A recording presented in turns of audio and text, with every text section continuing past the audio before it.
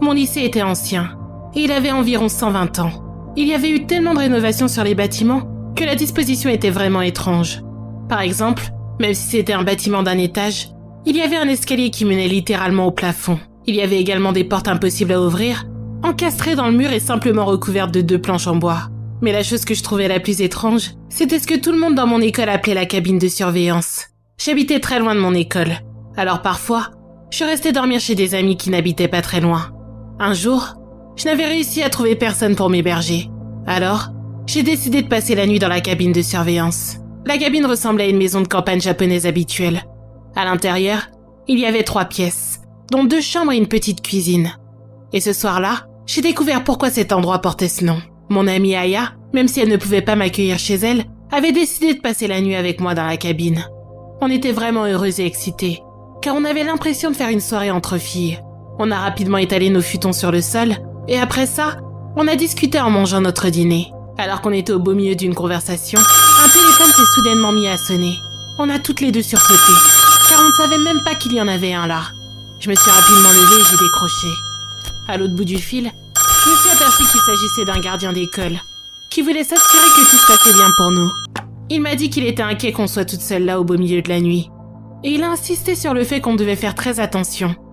Après l'avoir écouté longuement, j'ai essayé de raccrocher. Mais il m'a dit... Ah, une dernière chose. Il faut à tout prix que tu gardes les rideaux de la fenêtre qui est à l'ouest fermés. Bien sûr, je lui ai dit que ça allait être fait. Et j'ai raccroché. Sur le coup, je n'avais pas vraiment porté attention à cette information. Mais c'est vrai que c'était une demande assez bizarre. Après avoir raconté ce qu'il avait dit à Aya, on a décidé d'aller voir ce qui se cachait derrière la fenêtre.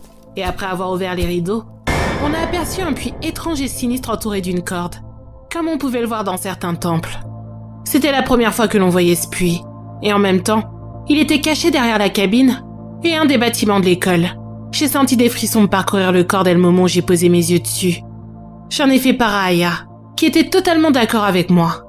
On a décidé d'aller se coucher rapidement, et on a rapproché nos futons pour qu'ils soient très proches l'un de l'autre.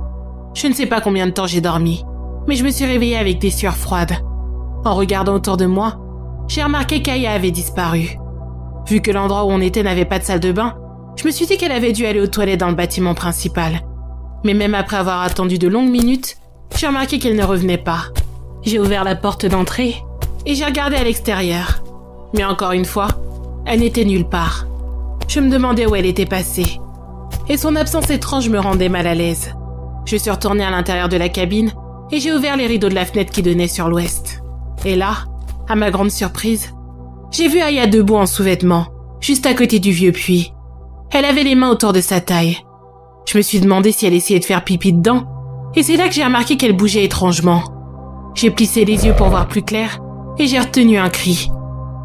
Elle n'avait pas simplement les mains autour de sa taille. Elle essayait d'attacher la corde autour d'elle. Elle s'est ensuite agenouillée, et a essayé d'attacher une grosse pierre à l'autre bout de la corde. J'avais si peur que j'étais totalement paralysée. Mais après ça, j'ai vu une main pâle sortir doucement du puits. Au début, la main bougeait comme si elle cherchait quelque chose. Et finalement, elle s'est arrêtée une fois qu'elle avait attrapé la corde. Aya ne bougeait toujours pas.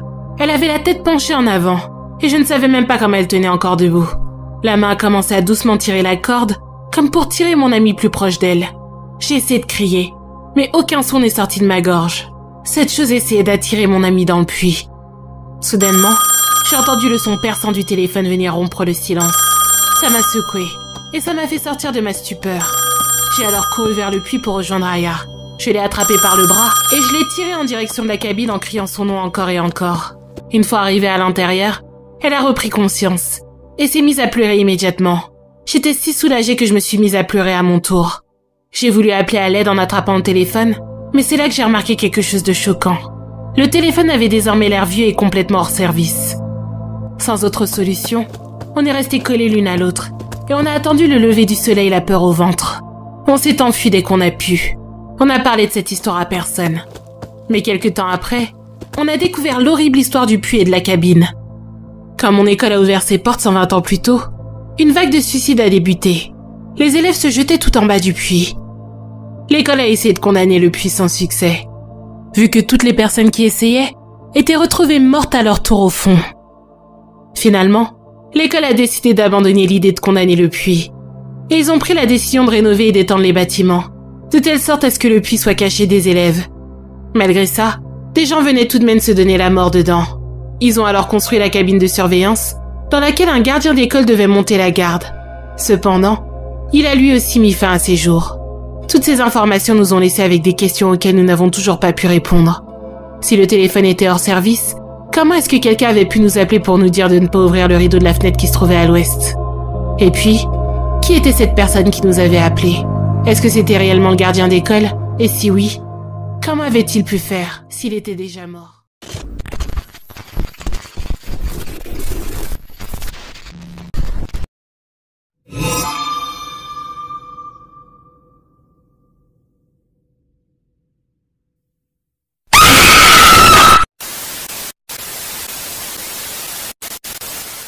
Bonsoir et bienvenue sur Anecdotes et Histoires Paranormales. Je suis dans le regret de vous annoncer le suicide de Mademoiselle Clark, qui nous avait raconté son anecdote hier soir. Les autorités nous ont fait part qu'elle s'est donné la mort dans son ancien lycée et mystérieusement dans le puits qui aujourd'hui va être enfin condamné.